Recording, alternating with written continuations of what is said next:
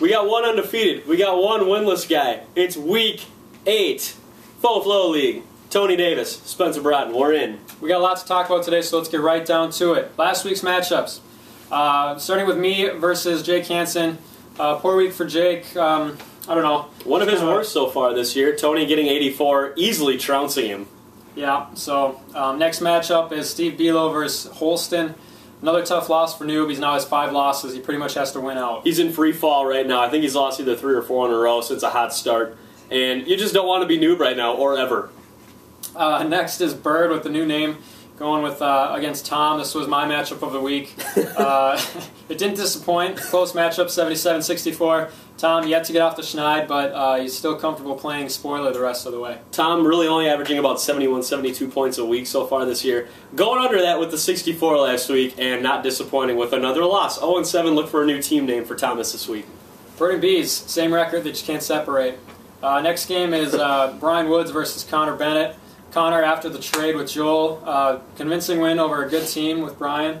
So I think he and Joel are kind of starting to separate, it seems. Another week, yep, another week near 100 for Connor. He's solidified his positions up and down pretty well. And I got to say, that's probably the game of the year so far coming up that we're going to talk about in a bit. And we're going to talk about the trade as well that they pulled off last week.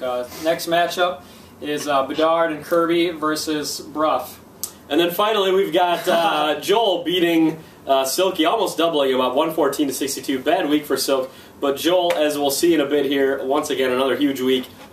He's indomitable at the moment. You can't beat him. He's 7-0, and he's close to a league record in terms of wins to start a season. So with that said, we'll bring in Joel right now, as you can see, for the interview and to discuss this matchup. Spencer Broughton, take it away. Joel, congratulations. Thanks for joining us here before your hockey game this evening. It's a football game, intramural championship. I don't know you at all, or your life. You've scored over 105 of the 7 weeks so far this year. What are you going to do against Connor this week to make that 6 out of 8? I'm not. Okay, I got a question for you. I'm going to play all my guys and hope I score more points. That's the best I can do. That's an interesting technique. What a strategy. The strategy of a guy that showed up to the draft drunk on Maker's Mark. You should talk to Tom and explain that strategy to him.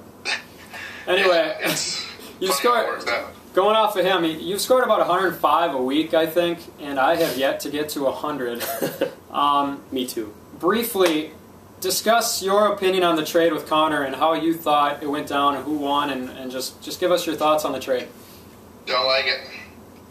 I gave up the number 3 overall running back, the number 2 overall receiver, and Connor's team is really good. He had a decent backup quarterback in Roethlisberger, so he didn't fall that far going from Rodgers to Roethlisberger. So his team's pretty stacked. I'm not going to lie, I'm probably going to lose because I made this trade.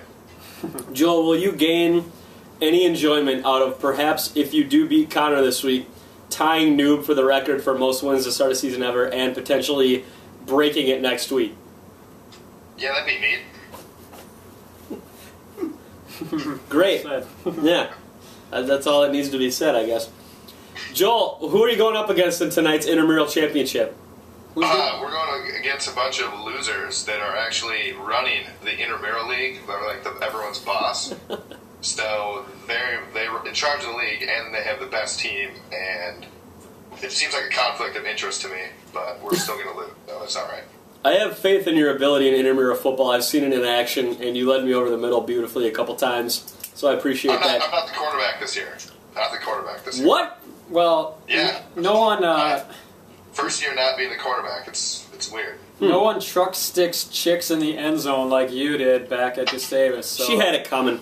So. She did have it coming. All right, let's take this into our... Joel, if you want to stick around, we'll take this into our mini debate here in honor of the presidential debates. That's right. Spence and I are going to briefly debate this this trade, and he's going to take the side of Connor winning the vote. Winning the trade. I'm going to take the side of Joel, and I will. Go for it. You want me to go first? Go okay. for it. I'll try to keep it as short as possible. Basically, I feel that in every trade in fantasy, the player or the person who gets the best player in the trade wins the trade. In this trade, it was Aaron Rodgers. Therefore, by this theory, Joel wins the trade. I realize he's undefeated. I know Joel's disappointed that he mixed up his lineup when he's undefeated, but you're always looking to make your team better, and you're always trying to improve at weak positions, which was quarterback for him.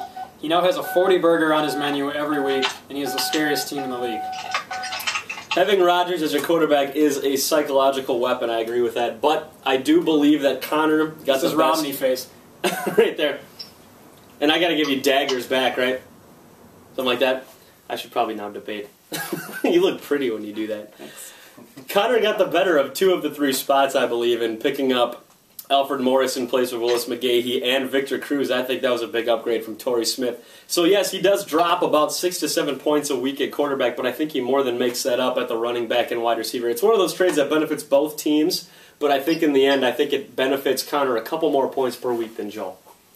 And, I mean, I think the one defense that you might have also is that it just narrowed the gap, and I think that's what scares Joel. Mm-hmm. But at the same time, fantasy football is all about putting fear in your opponent's eyes, and nothing does that more than Aaron Rodgers. He still has a great team, and I think, despite what we think about this, it's probably the worst news for the league, because now these two teams are both stronger. Joel's pretty much unreachable, and now Connor is strong, and he's gonna be tough to catch. I gotta think they're probably not gonna face each other in the first round of the playoffs. I hate to put 2 teams in the playoffs already with 5 weeks left in the season, but man, these are 2 really strong teams. Joel's got everybody projected to score at least 12 already this week, and Connor I don't think is far behind if he didn't have to deal with a couple bye issues. So I gotta think that these 2 teams will probably be 1 and or 2 or 3 and not face each other until potentially the finals, but really exciting to see a trade of that magnitude go down in the league, and it sucks for the other 10 teams because I think we all came away losers more than the other 2 teams did. Exactly. And, you know, that's definitely the big. I mean, the sweetest part about this is now they play each other this week, so we really get to see them go at it. A real true test of the trade. Instant impact, yep. Instant impact, and we're going to discuss that matchup in 1 second. Briefly, though, waiver wire this week. Do you have a pickup that you like? Yeah, it wasn't even a waiver pickup, but I liked you picking up Danny Amendola today, actually, a little bit later in the morning. He's coming back quickly from his recovery from the broken collarbone, and he might play again this week. He's the number 1 in St. Louis, and Chris Givens, Brandon Gibson, no, they're getting like half the targets of Danny Amendola, so why not pick him up? That was a good move on your part.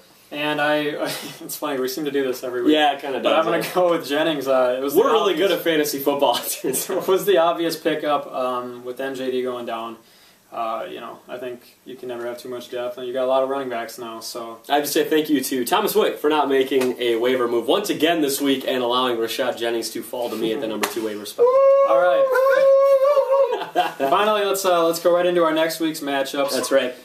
And I can tell you right now that congratulations in advance to my opponent this week, Silky Johnson, getting his 6th win of the fifth win of the year for Frank the Finger Blast. Too many 5s in that sentence for me. I'm going to fall to 1-7 after that burp, and nothing's going to go well for me the rest of the year. But I've got a great team name ready for next year thanks to Tony Davis. Tony, let's go to a different one. Dance. Yep. So anyway. Although, you know, you and Tom are playing spoiler, which is kind of fun, and I think a lot of people are rooting for you at this point, so, you know, you never... We'll see if it actually pans out. Even when you're 0-7, you still have some serious value in this league. So anyway, another matchup here. Let's go right to this one. Sure. Jake and Bird. Another good matchup. If Bird wins, he's 4-3-1. Jake would be 5-3. We could see some serious leveling going on again this week. Or we could see some separation. A lot of bottom feeders going against the top guys, or I shouldn't say bottom feeders, but middle of the pack versus the top. So a lot of chances for some fluctuation this week. Bird had a couple of tough weeks there in the middle. He's got Aaron Hernandez back now. He got rid of Hakeem Nicks and got a fresh wide receiver on his team. He's looking better than he was a couple of weeks ago, 3-3-1. Don't sleep on that. He's only a 3-point underdog right now to Jake. Correct. Next matchup is Holston versus Woods. And in this game, looks like right now the projection is heavily in favor of Woods. I know Noob has some injuries with Murray and some other guys, so rough time for him. He might not have a running back that's healthy right now. He's in a rough spot, and it's do or die time with 5 losses. Next matchup, we're going to go to Tom and Kirby. Tom, once again, trying to play spoiler here. Kirby, I think, at 3-4 still has a very realistic shot at the playoffs. Tom, actually a 23-point favorite right now, so congratulations to Thomas in that early week success. We'll see if that translates into Sunday success as well. We already kind of briefly discussed your matchup with Silky. That's fine. My matchup is with Steve Belo this week. Steve and I don't know. I mean, he needed a quarterback. I think he picked up Hasselbeck today. Pretty good pickup for him. So we'll see how it goes. It's another squad looking to go 4-3-1, which would level the playing field, much like the Jake Hansen and Bird matchups. I think whatever Bird does this week, Bees is also going to do it. So it doesn't really matter. I mean, whatever one guy does, the other one's going to do it. It's been that way all season. So yep, and then finally we're going to our final matchup. We'll bring Joel back in for this one. This is the big one, maybe game of the year. Joel versus Connor in the two heavyweights in our league. What are your thoughts on this one briefly, Spence?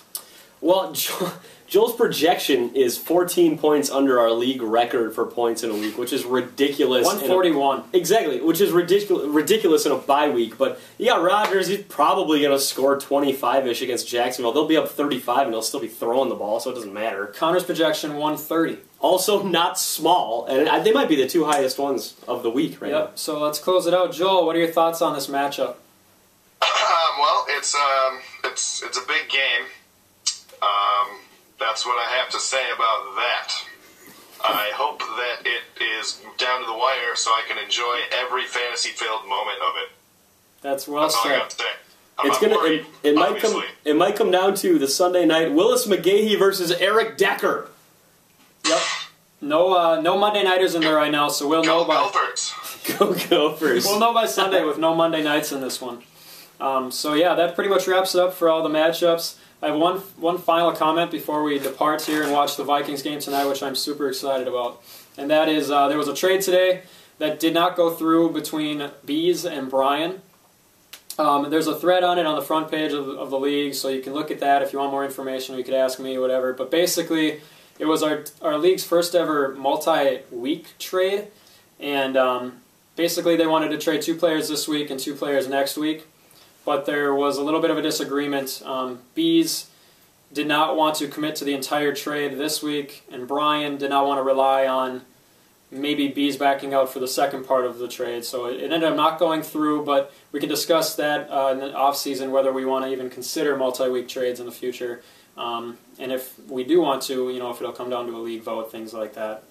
If it had gone through, we would have gone to a league vote anyway, so it's not like I left anybody out. I just wanted to inform you on that, and I advise you to go to the league page and look at that thread if you have any questions about that.